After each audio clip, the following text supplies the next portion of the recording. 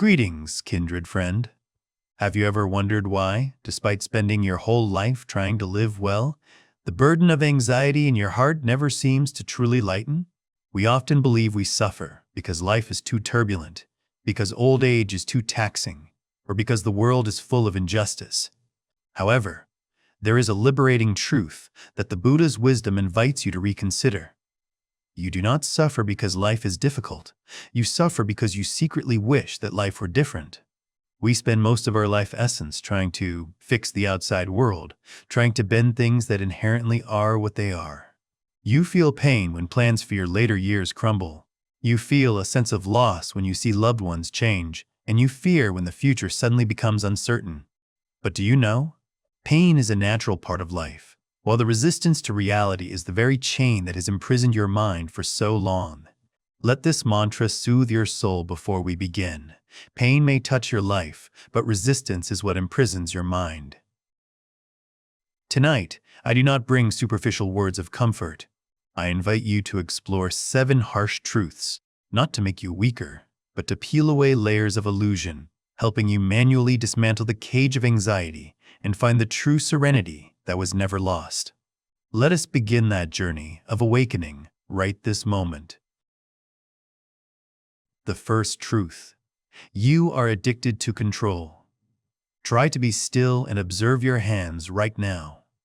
These hands have courageously gone through more than half a century, built a career, cared for a family, and nurtured children in a foreign land. However, there is another kind of holding on, much more silent and exhausting, happening right in your consciousness: the addiction to control. We enter our later years with a fierce belief that if we can arrange every outcome to our liking, if we can mold our children according to the exact script we expect, and if we can prevent every fluctuation in health, then, and only then, are we truly safe. We mistakenly think control is the shield protecting us from suffering. But, kindred friend, the Buddha's wisdom points out, it is precisely this addiction to wanting everything to be to our liking that is the blade silently severing your peace. The truth is, life is like a river, always moving, always uncertain, and beyond the complete control of anyone. Every time reality turns differently from your expectations, your mind immediately falls into a state of shock and resentment. You suffer not because reality is wrong, but because you cannot accept that you are no longer the sole driver of this universe. Etch this truth to loosen your tired hands. The more you try to control life, the more fragile your peace becomes. Excessive control is actually a form of attachment. The tighter you squeeze your fist to hold on to sand, the faster it slips through your fingers. True peace can only germinate when you dare to face uncertainty with a tolerant smile.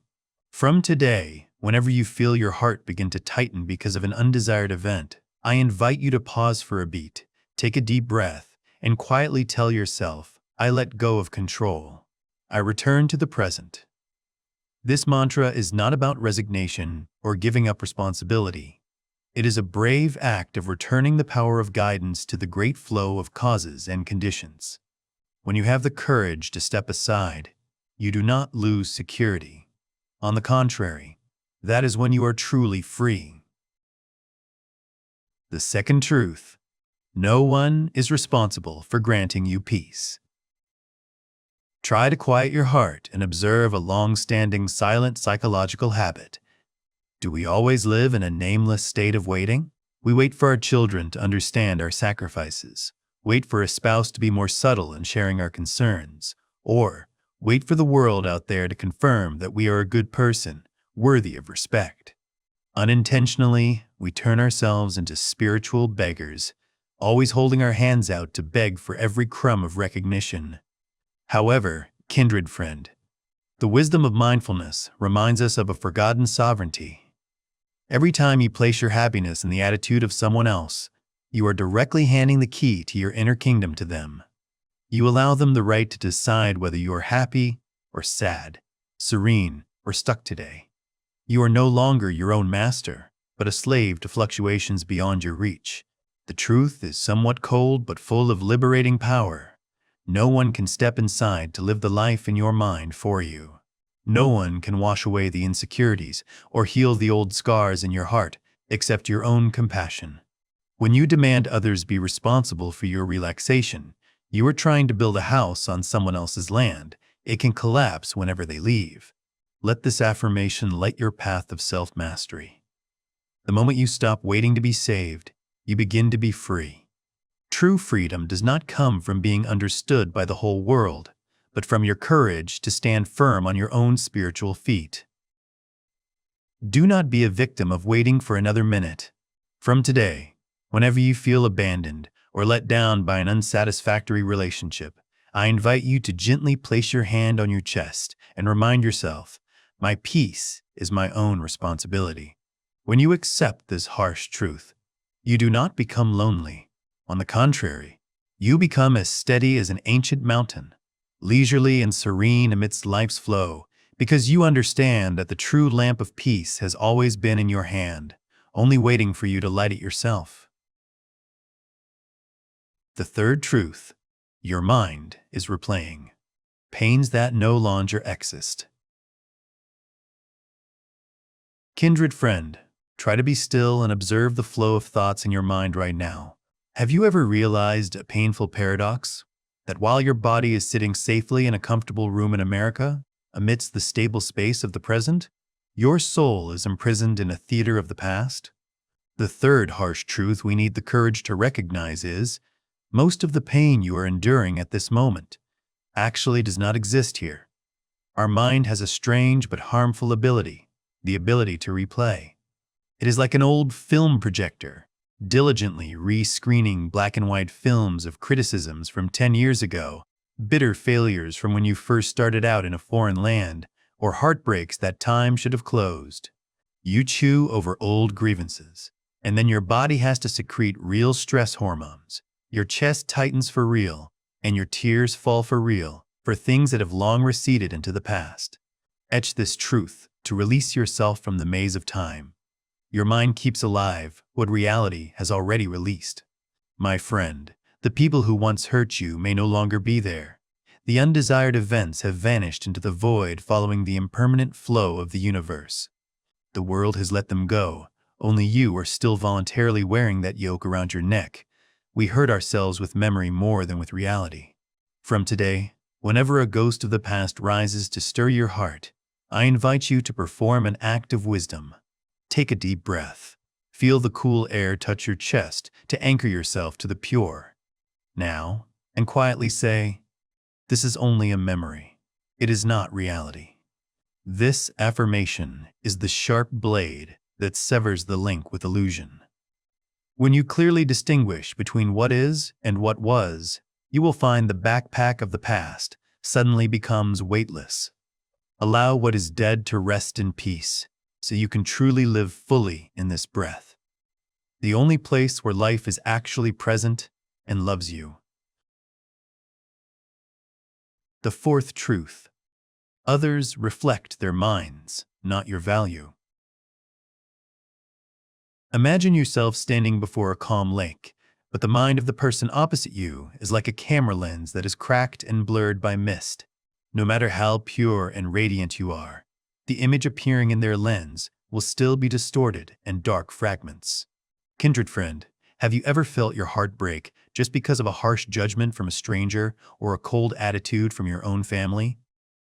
We often fall into an extremely harmful psychological trap, personalization. We mistakenly think that if someone treats us badly, it means we are at fault, or we are not valuable enough to be respected. However, the wisdom of mindfulness points to a liberating truth. How a person treats you is actually a detailed report on the state of their own consciousness, not an assessment of your dignity. Look through the law of overflowing. If a jar is full of salt water, the only thing it can overflow is a salty taste.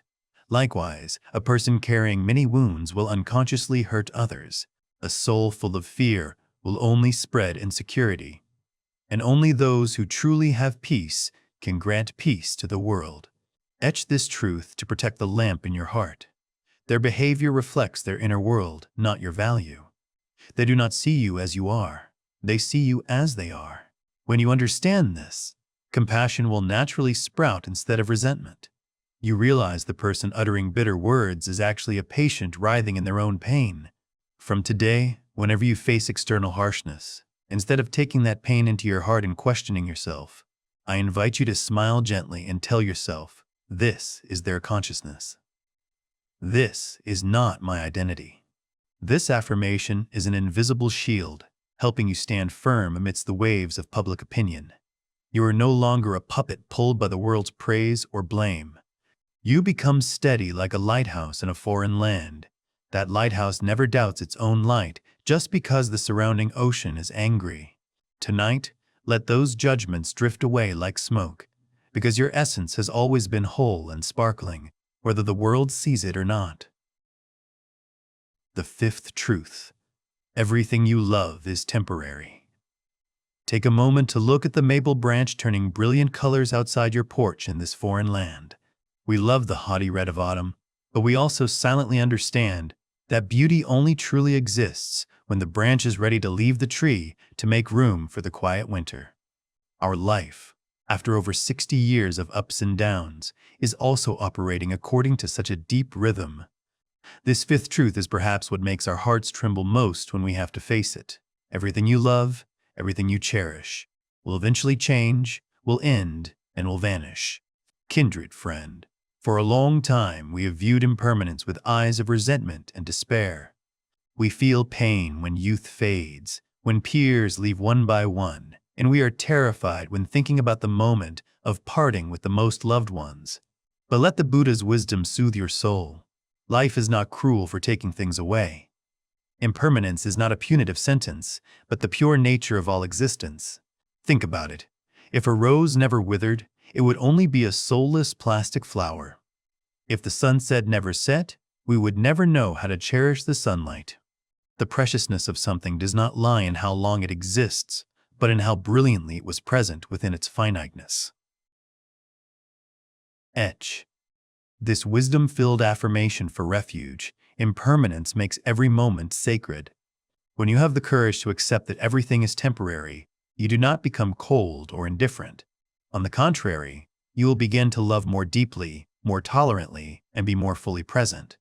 You no longer delay saying an apology, no longer hold back warm hugs until some occasion in the future, because you understand that tomorrow is a promise without a guarantee. From today, instead of wasting energy fearing the day of loss, I invite you to practice an act of sacred surrender. Be fully present right here.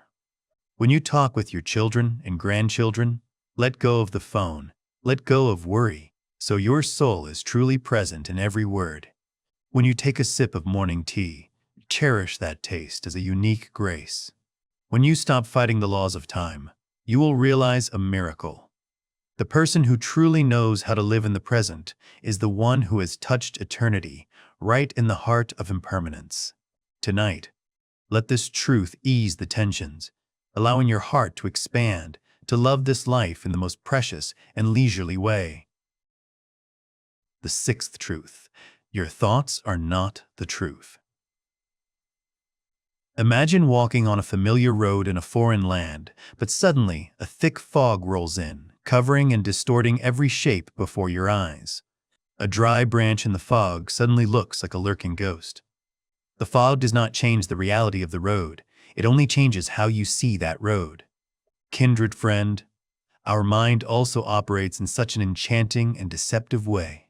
The sixth harsh truth we need the courage to face is, what you are thinking in your head, no matter how convincing it seems, is actually never the truth. Our mind is a storyteller that never gets tired. It takes a bit of data from reality and weaves a whole novel full of assumptions and fears. In later years, when the surrounding space becomes quiet, that inner voice sounds even more frequent. If the body suddenly feels tired, the mind will immediately write a script about a terminal illness. If children are busy and haven't called, the mind will weave a story about loneliness and abandonment.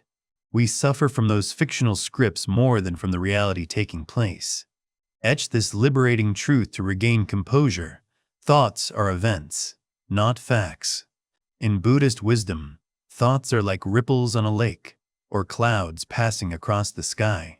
They can have scary or brilliant shapes, but they do not define the sky and certainly cannot cloud the pure nature of the deep water. Our biggest mistake is spending our whole lives believing every news report the radio station of the mind broadcasts without a hint of doubt. From today, I invite you to perform an act of insight. Become an observer of thoughts instead of their victim. Whenever an idea of anxiety arises, do not rush to jump on that bus to go far. Stand on the side of the road, smile gently, and recognize, a thought about fear is passing by. When you create distance between yourself and your thoughts, you will realize a liberating truth. Thoughts have no power to make you suffer, unless you attach the label truth to them. Tonight, let those scripts leisurely vanish into the void, returning to you the clearest and most peaceful sky of consciousness. The seventh truth. The ego is the source of all suffering. Try to quietly look into the mirror of your life after more than half a century of wandering in a foreign land. For so long, we have been diligently weaving a coat called the self that is magnificent and sturdy. We take pride in titles. I am a model father. I am a successful person. I am the one who is always right, and I must be respected. We spend all our life essence just to protect, polish, and guard that identity coat, so it doesn't have a single scratch. However, the final harsh truth that Buddhist wisdom wants to wake you up to is, the more you try to protect the ego, the more you invite suffering to find you. Our ego is a greedy and fearful king. It always craves to be right, to be recognized, and to be absolutely protected.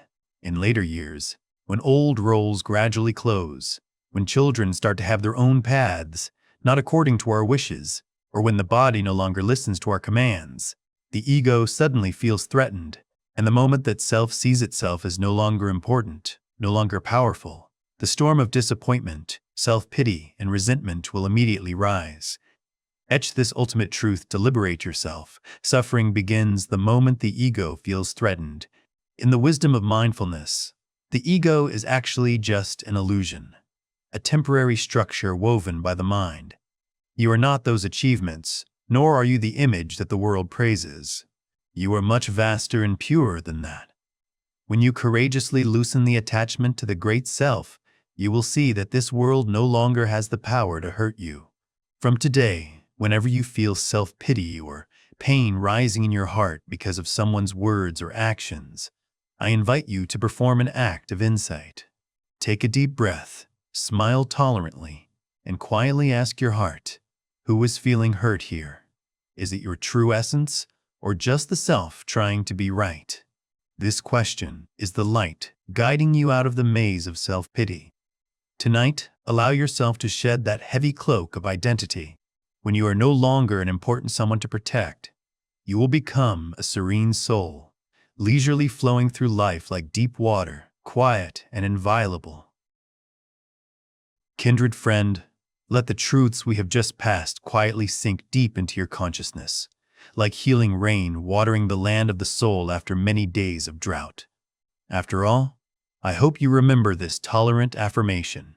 You do not suffer because life is too turbulent, but you suffer because of the invisible chains woven by your own mind. Suffering sprouts from the addiction to control, from attachment to impermanent illusions, from mistakenly thinking you are the chaotic flow of thoughts, and from the desperate effort to protect a fragile ego amidst a changing world.